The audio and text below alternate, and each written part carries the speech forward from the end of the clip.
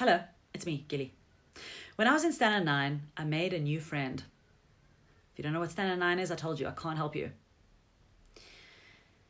She was new at the school that I was also kind of new at. And she came up to me one day during break and she was like, "What are you doing on Saturday night?" Classic new friend move. And I told her that I was going to see a movie with two friends at Santon. And she said, "Well, after your movie, do you want to come with me to a rave? I have tickets. Camel experience. If you know, you know." And I said, yes, even though I was terrified of the rave and of her. So she said to me, "After your movie, wait for me at entrance 12 and I'll come fetch you." I was like, cool. After my movie, I did as I was told, went up to entrance 12, waited for her. Now, what it meant at that age, when somebody said they were coming to fetch you, is that one of their parents was coming to fetch you with them in the car. So, sure enough, I see her mother's silver 5 Series BMW pull up towards me. And as I'm about to get into the back seat, the front passenger side door opens. And I look inside. And what I see is my friend driving the car. We were 15 years old.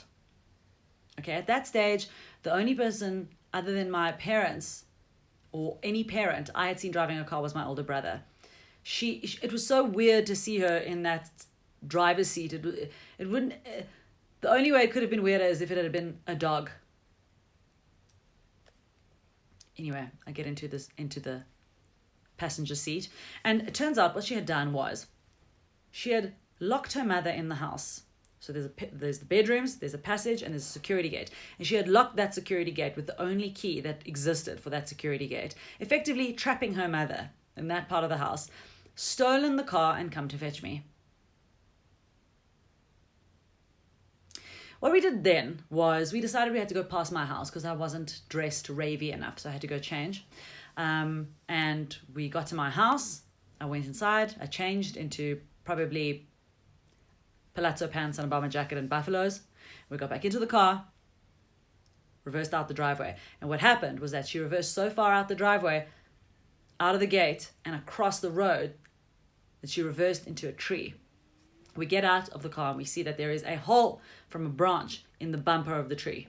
We get back into the car. We look at each other. We're like, just I think we should call it.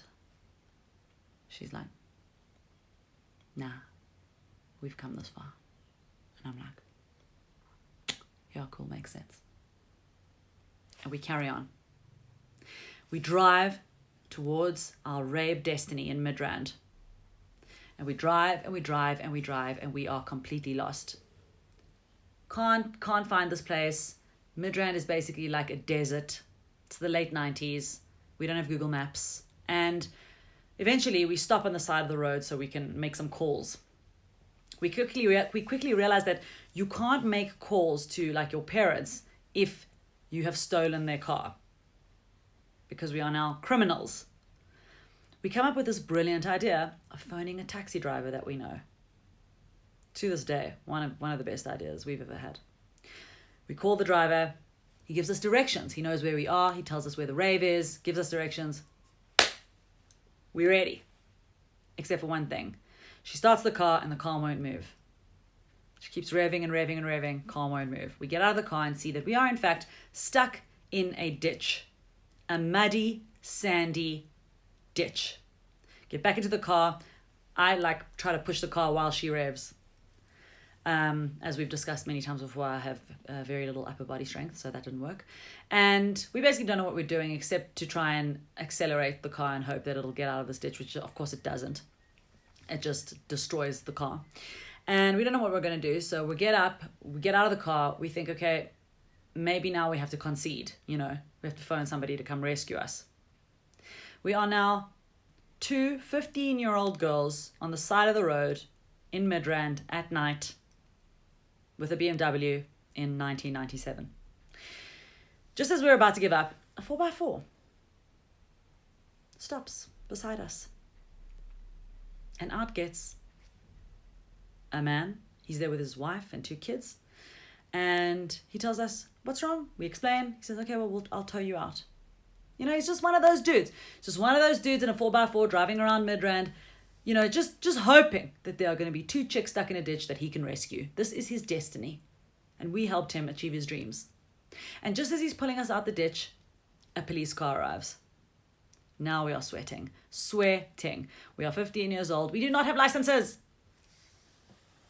As the police approach, policemen approach, we do what any young girls do when they don't have licenses. They pull out cigarettes and we smoke. Works every time. For some reason, we didn't get stopped, apprehended. The guy was like, "No, it's fine. We've just managed to get them out the ditch. They'll be fine. Cool. Everyone gets back into their cars. We get into the car. We look at each other and we're like, say to her, do you think we should call it? And she's like, nah. And I'm like, makes sense. We now have directions. We have a car. We are going to the rave. We drive to the rave. We get to the rave. We rave. We get back into the car after the rave and we go home. She drops me at home, and what we do is, it's about 5 a.m. We drive the car into my garden and we use a hose pipe and we clean the car. It's basically like we've just buried a body. And we are cleaning the car, you know, and we just see all around the car is completely shredded. Bumper, mags, the other parts of the car that I don't know the names of. Shredded. Said to her, "What are you going to do?" She goes, "I'm just going to have to tell my mom the truth." Okay, good luck, buddy. See you at school on Monday. She gets in the car, she drives home. She parks the car in the garage. She unlocks the security gate, goes to sleep. Her mother didn't know anything about her having left and stolen the car. She gets woken up by noises in the morning. Like a few hours later, she gets up, she goes outside, and she sees that the car is on the back of a truck being taken somewhere. She's like, "What's going on?" And her mother tells her, "No, the car was scheduled to go in for panel beating that morning on another part of the car that needed panel beating." Car goes off. Mother never saw the other damage. Father and mother are divorced, so father pays for the car. Nobody asks any questions. We get off scot-free. Nobody was any the wiser. Until today. I know I haven't mentioned any names, but, you know, I think some people will figure out who I'm talking about. And, you know, we maintained a wild and wonderful friendship to this day. And I wish the same kind of friendships for you in your life. See you tomorrow.